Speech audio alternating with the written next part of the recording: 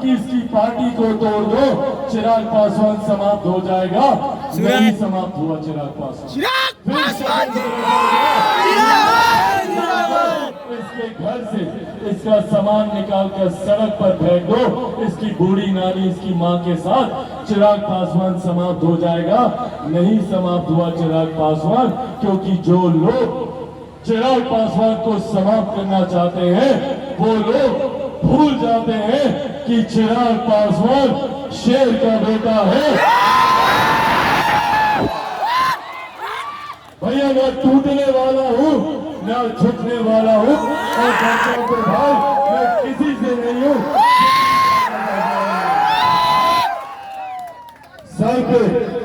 Sir पे कफन बांध के निकला कि जब तक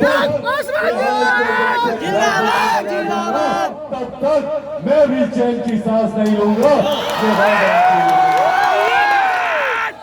साथियों, हमारे प्रदेश में अनंत संभावनाएं हैं, इसको विकसित राज्य बनाया जाए।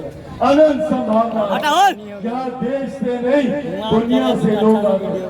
एक एक महापुरुषों की जन्म स्थली रही है, बड़े बड़े राजनीतिक आंदोलन की जननी रही है ये लोग, ये धरती, ये वैशाली लोकतंत्र की जननी रही है।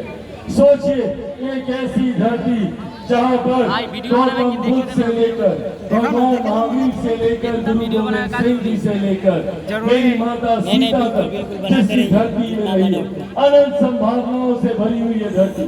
अगर अयोध्या में इतने बड़े भव्य राम मंदिर का निर्माण हो सकता है, तो बताइए मेरी माता सीता का सीतामढ़ी में उतना ही भव्य मंदिर का निर्माण क्यों नहीं हो सकता है?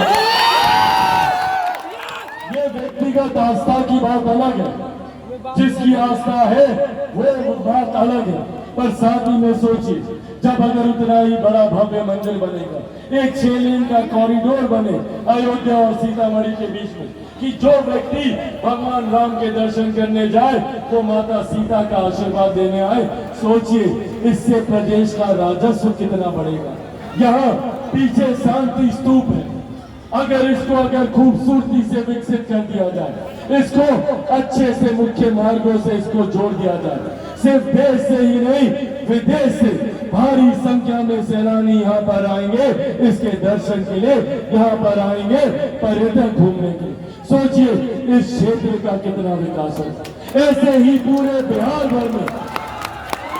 भर में भगवान महावीर की जन्मस्थली माना जाता है वैशाली, उसका अगर विकास इस तरीके से कर दिया जाए, पटना साहिब को खूबसूरत बना दिया जाए, अनेकों धरोहर है बिहार में, जिसको विकसित कर दिया जाए, तो उससे रिलीजियस टूरिज्म को कितना बढ़ावा मिलेगा, पर्यटन को कितना बढ़ावा मिलेगा, और उससे राज्य को कितना ज्यादा राजस्व मिलेगा, जो हम लोगों के विकास के लिए, जो हमारे आने वाली पीढ़ी के बेहतर भविष्य के लिए जिसका इस्तेमाल किया जा सकता है। पर आज बिहार के हालात बनिस्बत बाकी राज्यों के देखिए, हर मापदंड में, हर पैमाने पे बिहार सबसे निचले पायदान पर है। बिहार को शिक्षा के क्षेत्र में, बिहार में इंफ्रास्ट्रक्चर के क्षेत्र में, यहाँ पर रोजगार को लेकर, स्वास्थ्य सेवाओं को लेकर, बगले में मुजफ्फरपुर, कुछ दिनों पहले की घटना, मुजफ्फरपुर में एक दर्जन लोगों की मोतियाबिंद की वजह से आंखें निकाली। सोचिए, मोतियाबिंद का ऑपरेशन कराने गए थे मुजफ्फरपुर, और 1 दर्जन लोगों की आंख निकालनी पड़ी। बाई में मोतियाबिंद था, दाई को ऑपरेशन कर दिया, दाई में था, बाई में कर दिया। और यही कारण है कि हमारे मुख्यमंत्री स्वयं बिहार में अपना इलाज नहीं कराता, उन्होंने भी मोतियाबिंद का ऑपरेशन कराया है। कहां से कराया जानते हैं? दिल्ली से। कहां से? दिल्ली से 1000 किलोमीटर की यात्रा अपनी चार्टर फ्लाइट से करके गए।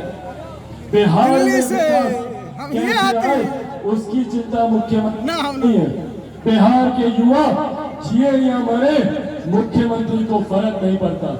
हमारी बच्चियों के साथ दुष्कर्म हो, उनका गला रेत कर उनकी हत्या कर दी जाए, उनके शव को नली नाले में फेंक दिया जाए, मुख्यमंत्री को फर्क नहीं पड़ता।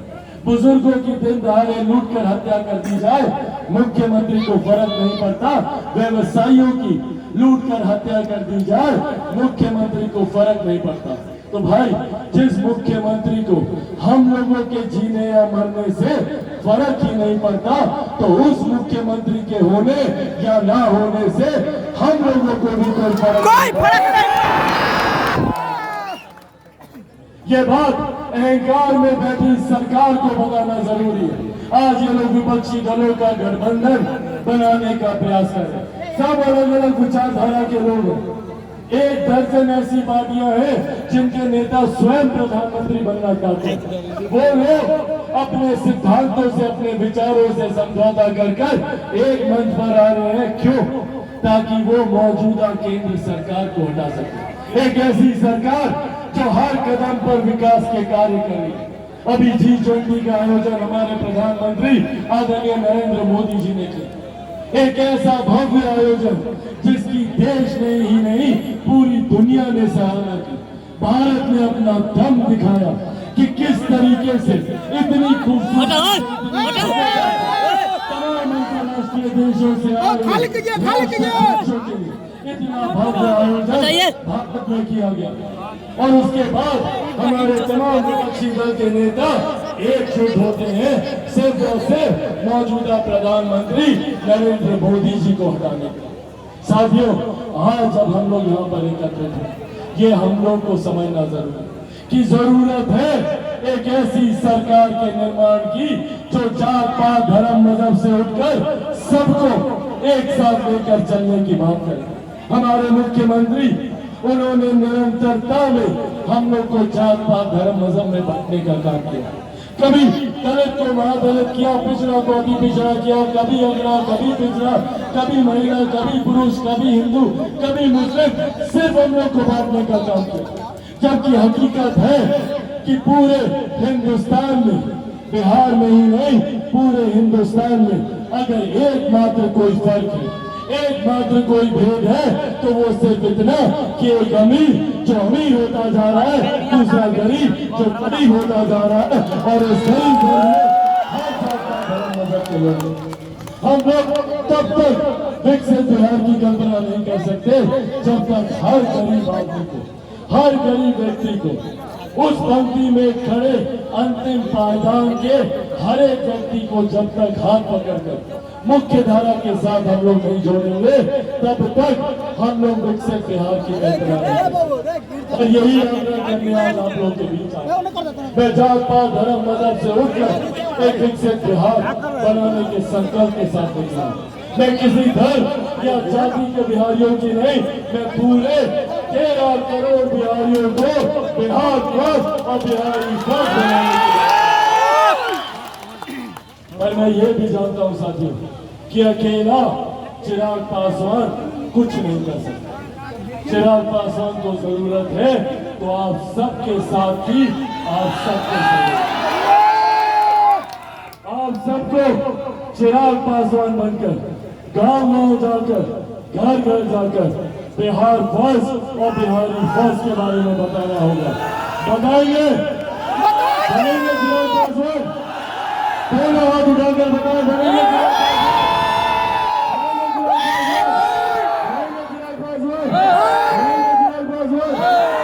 चिराग पासवान। साथियों, बस अपना साथ दीजिए, बस अपना साथ दीजिए। ये वादा करके जाता हूँ कि बदले में विकसित बिहार मैं बना के